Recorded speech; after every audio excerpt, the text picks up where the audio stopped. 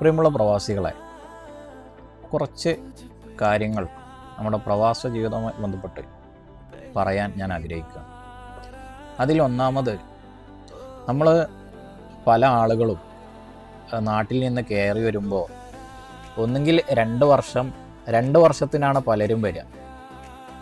ഞാൻ സത്യത്തിൽ വന്നത് 5 വർഷം കൊണ്ട് തിരിച്ചു പോകാനാണ്. ഇത് ഇപ്പം എൻ്റെ 5ാമത്തെ വർഷം. എന്നാലും ഞാൻ കാര്യങ്ങളൊക്കെ നടന്നിട്ടുണ്ട്. ഞാൻ വിചാരിച്ചതുപോലെ കുറച്ചും കൂടി കാര്യങ്ങളൊക്കെ നടക്കാനും ഉണ്ട്. എല്ലാവരും എനിക്ക് വേണ്ടി പ്രാർത്ഥിക്കണമെന്ന് ഓർമ്മപ്പെടുത്തുന്നു. അതോടൊപ്പം കുറച്ച് കാര്യങ്ങൾ കൂടെ പറയാം. സാധാരണ ഞാൻ നേരത്തെ സൂചിപ്പിച്ചതുപോലെ ചില ആളുകളൊക്കെ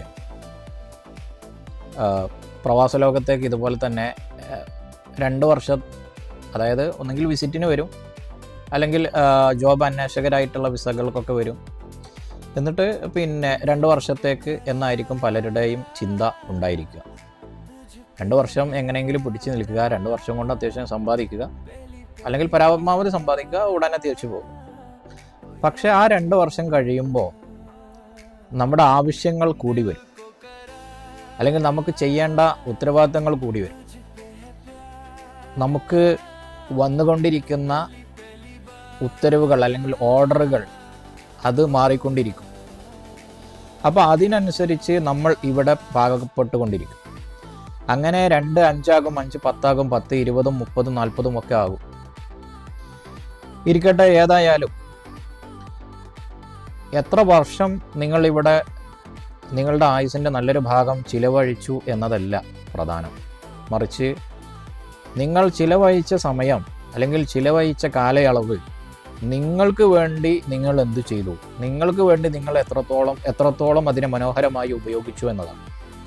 മനോഹരമായി ഉപയോഗിച്ചു എന്ന് പറയുമ്പോൾ നല്ല ഭക്ഷണത്തിൻ്റെ രൂപത്തിലോ, നല്ല വസ്ത്രങ്ങൾ ഉപയോഗിക്കുന്ന രൂപത്തിലോ, അല്ലെങ്കിൽ നമ്മുടെ കൂട്ടായ്മകൾക്കിടയിൽ ഉണ്ടാകുന്ന കൊച്ചു കൊച്ചു ആഘോഷങ്ങളിലോ, അതല്ലെങ്കിൽ ചെറിയ ഏതെങ്കിലും ലീവുകളോ കാര്യങ്ങളോ കിട്ടുമ്പോൾ ചെറിയ യാത്രകൾ നടത്തിയോ, നമ്മുടെ സ്വന്തം ആരോഗ്യത്തെ സംരക്ഷിക്കുന്നതിന് വേണ്ടി ജിമ്മോ അതല്ലെങ്കിൽ എക്സസൈസുകളോ ഒക്കെ ചെയ്യുന്ന രൂപത്തിലോ, അതല്ലെങ്കിൽ നമുക്ക് ലഭിക്കുന്ന ശമ്പളത്തിൽ നിന്ന് ഒരു വിഹിതം സേവിങ്ങിലേക്കോ ഇൻവെസ്റ്റ്മെൻറ്റിലേക്കോ ഒക്കെ മാറ്റുന്ന ഒരു രീതിയെക്കുറിച്ചാണ് ഞാൻ സൂചിപ്പിക്കുന്നത്.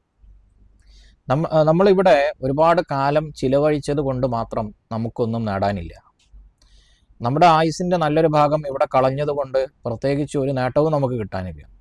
മറിച്ച് ഉള്ള കാലയളവിൽ ബുദ്ധിപരമായ ഇൻവെസ്റ്റ്മെൻറ്റുകളിലൂടെ അല്ലെങ്കിൽ കുറച്ച് പണം മാറ്റിവെക്കുന്നതിലൂടെ നമ്മൾ ഒരു സമയത്ത് വീട്ടിൽ അല്ലെങ്കിൽ ഇവിടെ നിന്ന് റിട്ടയർമെൻറ്റ് പ്രാപിച്ചു പോകുമ്പോൾ നമുക്കായി എന്തെങ്കിലും നമ്മുടെ ബാങ്ക് അക്കൗണ്ടിലോ അല്ലെങ്കിൽ നമുക്കായി എന്തെങ്കിലും ഒരു വരുമാന മാർഗമോ ഉണ്ടാക്കി വെച്ചിട്ട് വേണം ഇവിടെ നിന്ന് തിരിച്ചു പോകാൻ. ഇത്രയും കാലം ഞാൻ മക്കൾക്ക് വേണ്ടി കഷ്ടപ്പെട്ടു എന്നോ, അല്ലെങ്കിൽ ഇനി എന്നെ മക്കൾ നോക്കിക്കോളുമെന്നോ, അല്ലെങ്കിൽ ഞാൻ എൻ്റെ ഇത്രയും കാലയളവ് ചിലവഴിച്ചത് എൻ്റെ കുടുംബക്കാർക്ക് വേണ്ടിയായിരുന്നു, ഇനി എന്നെ അവർ നോക്കിക്കോളും എന്നൊന്നും പ്രതീക്ഷിച്ച് ഇനി വരുന്ന കാലത്ത് ആരും നാട്ടിലേക്ക് റിട്ടയർമെൻ്റായി പോകാൻ നിൽക്കണ്ട എന്നാണ് പറയാനുള്ളത്. സ്വന്തം ഭാര്യ പോലും വരുമാനം മുട്ടിയ ഭർത്താവിനെ പുറത്താക്കും എന്നതാണ് കഴിഞ്ഞ ഈ അടുത്ത കാലങ്ങളിലായി നമ്മൾ കണ്ടത്. ചില പ്രവാസികളുടെ അനുഭവം നമ്മൾ കണ്ടല്ലോ. ഒരു പാവം പിതാവിനെ അല്ലെങ്കിൽ ഒരു ഭർത്താവിനെ പ്രായമായി ഒരുപാട് വർഷങ്ങൾക്ക് ശേഷം തിരിച്ചെത്തിയപ്പോൾ വീടിൻ്റെ കാർപോർച്ചിലാണ് കെടുത്തിയത്. മറ്റൊരാൾ ചെന്നപ്പോൾ വീട് തുറക്കുന്നതേയില്ല. അപ്പോൾ ഇങ്ങനെ വ്യത്യസ്തമായ അനുഭവങ്ങൾ നമുക്ക് മുന്നിലുണ്ട്. മക്കൾ തിരിഞ്ഞു നോക്കുന്നില്ല, അല്ലെങ്കിൽ കുടുംബക്കാർ വേണ്ട പരിഗണന നൽകുന്നില്ല. എല്ലാത്തിൻ്റെയും മാനദണ്ഡം നിങ്ങൾ അവരെ എത്രത്തോളം സ്നേഹിച്ചു എന്നോ, നിങ്ങൾ അവർക്ക് എന്തെല്ലാം ചെയ്തു എന്നോ അല്ല. നിങ്ങൾ ജീവിക്കുന്ന കാലത്തോളം എത്രത്തോളം പണം നിങ്ങൾ സമ്പാദിക്കുന്നു, എത്രത്തോളം അവർക്ക് വേണ്ടി നിങ്ങൾ നൽകിക്കൊണ്ടിരിക്കുന്നു, ശ്രദ്ധിക്കണം, നൽകിക്കൊണ്ടിരിക്കുന്നു, അത്ര കാലത്തോളം മാത്രമേ നിങ്ങൾക്കതിൻ്റെ റിട്ടേൺ ഉണ്ടാവുകയുള്ളൂ. അതല്ല എല്ലാ കാലവും എല്ലാവരോടും സ്നേഹത്തിലും സന്തോഷത്തിലും ഒക്കെ കഴിയണമെങ്കിൽ, അല്ലെങ്കിൽ നിങ്ങൾ പ്രതീക്ഷിക്കുന്നത് നിങ്ങൾക്ക് തിരിച്ചു കിട്ടണമെങ്കിൽ, തീർച്ചയായും നിങ്ങളുടെ കയ്യിൽ ഒരു സംഖ്യ എപ്പോഴും ഭദ്രമായി ഉണ്ടാകേണ്ടതുണ്ട്.